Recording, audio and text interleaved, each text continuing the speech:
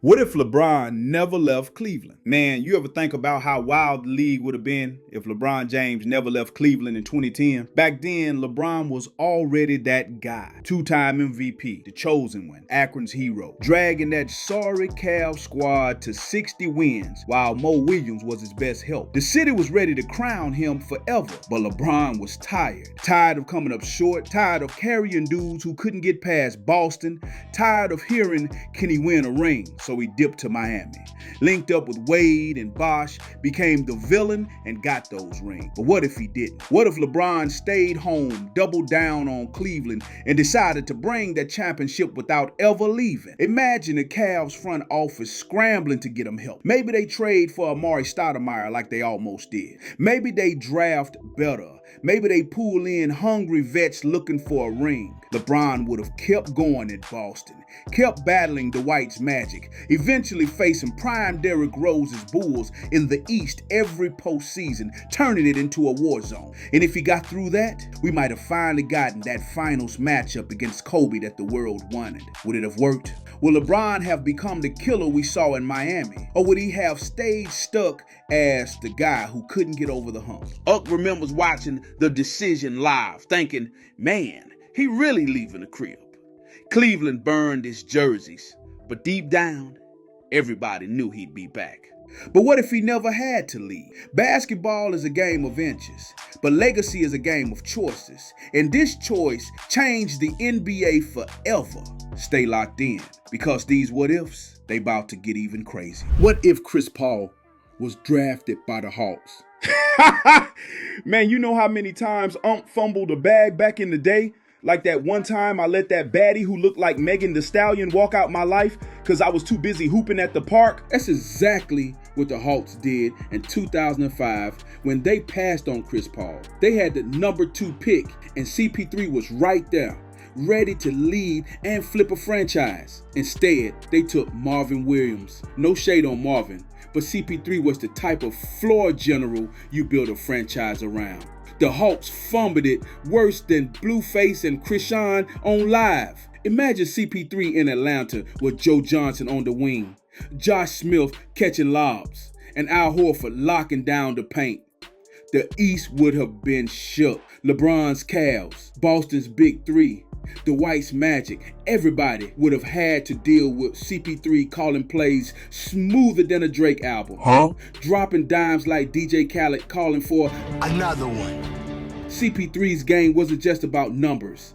He would have brought leadership, accountability, and that fire Atlanta needed. Instead of first-round exits, the Hawks could have been a real problem, maybe even a contender in the East, forcing the Celtics and Cavs to respect them.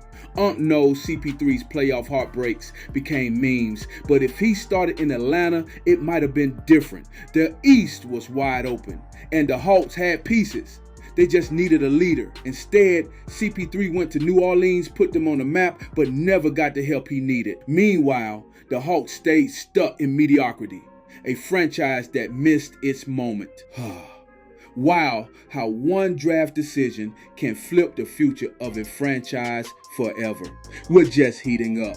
The next what if is one of the saddest in NBA history. What if Derrick Rose never got hurt?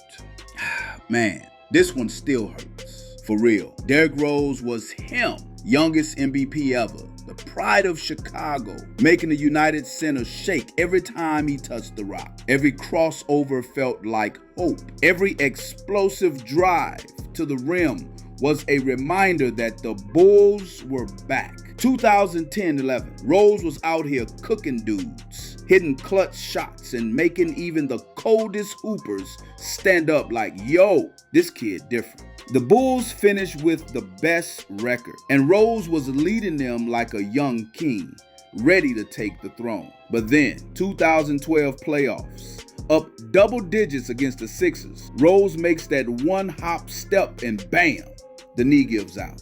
The arena goes silent, and the hope of a city crashes in an instant. But what if that knee held up, man? What if Rose stayed healthy, kept getting stronger, adding a jumper, learning the craft, and leading Chicago deep into the playoffs year after year. Imagine Rose going head to head with LeBron's Heat, turning the East into a war zone. The Bulls had defense with Noah and Dame, shooters around, and a coach in Tibbs who would ride them until the wheels fell off.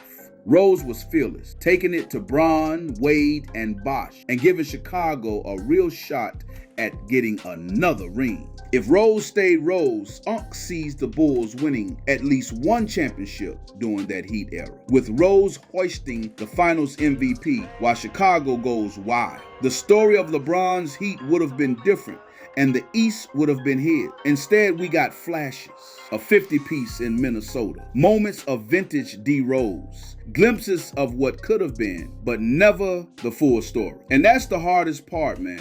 One injury changed everything. It didn't just hurt Rose, it hurt the league because everybody wanted to see what peak Rose could have been over a full career.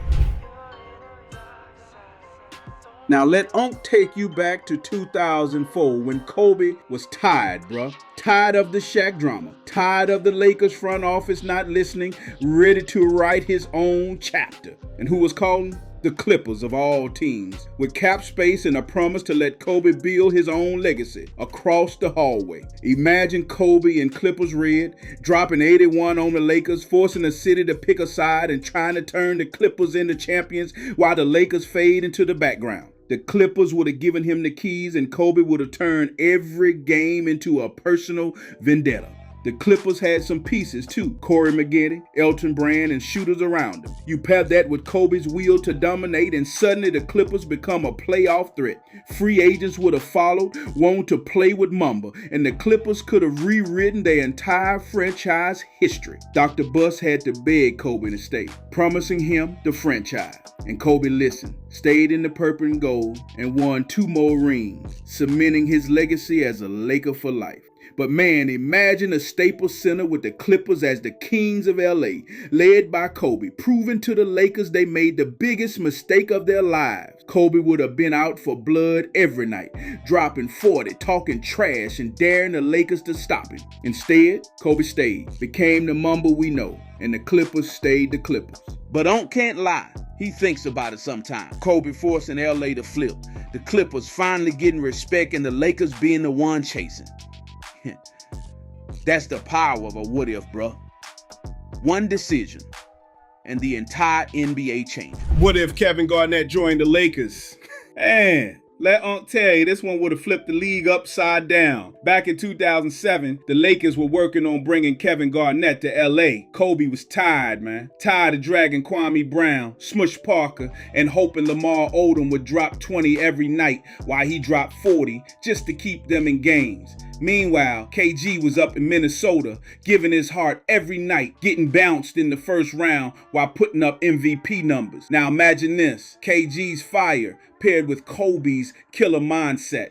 KG swatting shots into the stands, barking at everybody, while Kobe hits dagger fadeaways and stares down your whole family in the front row. The Lakers would have been nasty. KG, Kobe, and Pau Gasol could have formed the big three that would have made the West tremble. KG was tired of losing, and Kobe was tired of losing. And you put them together with Phil Jackson's triangle, bruh, forget about it. That Celtics-Lakers rivalry in 2008, it might have never happened because KG would have been in purple and gold, and Boston would have never had a big three to challenge the Lakers. Kobe and KG could have won multiple rings, and the Warriors dynasty might have had to wait even longer to get their shine. Unc still remembers watching those rumors on ESPN back then thinking, man, if the Lakers get KG, it's a wrap. But it didn't happen. Instead, KG went to Boston, won one with the Celtics, and the Lakers had to battle them to get theirs. But imagine KG and Kobe winning together, screaming anything is possible while wearing Lakers gear. It's one of those what ifs that would have changed everything in NBA history, and it would have made for some primetime television every single night. What if the Thunder never traded James Harden? KD, Russ, and Harden, 3 MVPs on the same team? Man, the Thunder had a dynasty in their hands, but let it slip over a few $1 million in luxury tax. Unc still can't believe it. You had Harden coming off the bench, cooking second units, dropping dimes, hitting step-back threes before they were cool, while KD hit smooth jumpers from everywhere, and Russ came down the lane like a freight train but no brakes. They were young, hungry, and fearless, making the 2012 finals and looking like the future of the league. If they stayed together, they would have learned, they would have adjusted, and they could have been the Warriors before the Warriors. KD wouldn't have needed to leave for Golden State to get his rings, and Russ might have found a balance between chaos and control with Harden's playmaking taking pressure off him. Harden could have evolved into a superstar with KD and Russ, creating a three-headed monster that would have owned the West. Imagine those battles with LeBron's Heat, the Spurs, and eventually the Warriors. The Thunder had the defensive length, offensive firepower, and the youth to sustain a decade of dominance. Unc can see it clear as day. Harden hitting the clutch three, KD icing games, and Russ locking up your best guard while yelling, "This my house!" But instead, Harden was traded to Houston for a bag of chips, KD left for Golden State, and Russ was left alone trying to carry the franchise, leaving OKC fans with memories of what could have been. That trade changed the NBA forever, man. The Thunder could have been the next dynasty, but ownership got scared of the tax bill and blew it up before it even started. What if the CP3 Lakers trade was never vetoed? Man, Unc still gets heated thinking about this one. In 2011, the Lakers had Chris Paul locked in. Done deal. CP3, Kobe, and Paul Gasol ready to take over the West to make life miserable for everybody else. But then, out of nowhere, David Stern vetoed the trade for basketball reasons. Unc remembers sitting on the couch like, for what reasons, bruh? Imagine CP3 running the point in LA, controlling the game with surgical precision, hitting Paul in the pocket, throwing lobs to a cutting Kobe, and setting up clutch plays late in the fourth. Kobe wouldn't have had to do everything by himself. CP3 could have extended Kobe's career, taking pressure off him while letting him focus on closing games. The Lakers could have battled LeBron's Heat in the finals, giving us peak Kobe versus peak LeBron matchups for years. Dwight might have still joined the Lakers, but with CP3 there, the locker room wouldn't have been chaos and Dwight would have had to fall in line. CP3's leadership could have kept the team organized, and Kobe would have respected a floor general like that. Imagine the pick and roll with CP3 and Paul, while Kobe camps at the elbow ready to hit that fadeaway or cuts back door for a lob. CP3 was in his prime, Kobe was still elite, and Paul was one of the best big men in the league. The Lakers would have stayed on top of the West, and the Clippers would have never had Lob City. Instead, the trade was blocked. CP3 went to the Clippers and the Lakers fell apart while Kobe had to fight through injuries and a declining roster. The NBA would have looked way different if that trade went through, man. Unc still gets mad thinking about it, but that's the NBA. One decision can change everything. What if the 2002 Kings won the title? The 2002 Sacramento Kings were special, man. Chris Webber, Mike Bibby, Peja Stojakovic, Vlade Divac, they had it all. Shooting, passing, defense, and chemistry that made them a nightmare for the Lakers. They pushed LA to the brink in the Western Conference Finals, but Game 6? Unc ain't gonna lie. It was one of the most controversial games ever.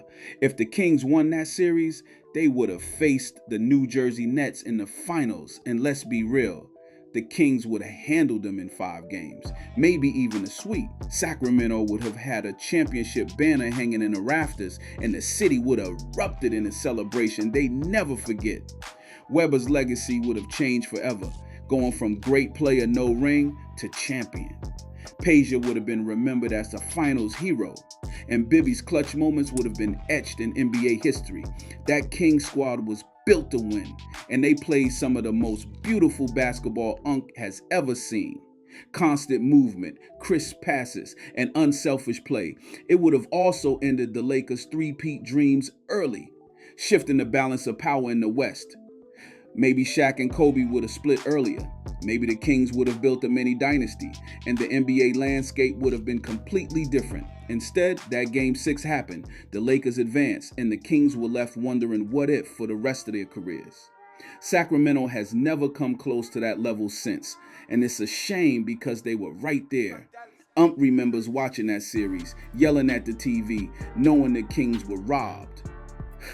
If they won, the NBA would have had a new champion, and the Kings would have finally gotten the respect they deserved. What if Shaq stayed with the Magic? Man, remembers young Shaq in Orlando, breaking backboards, running the floor like a freight train, dunking on everybody, and smiling while he did it.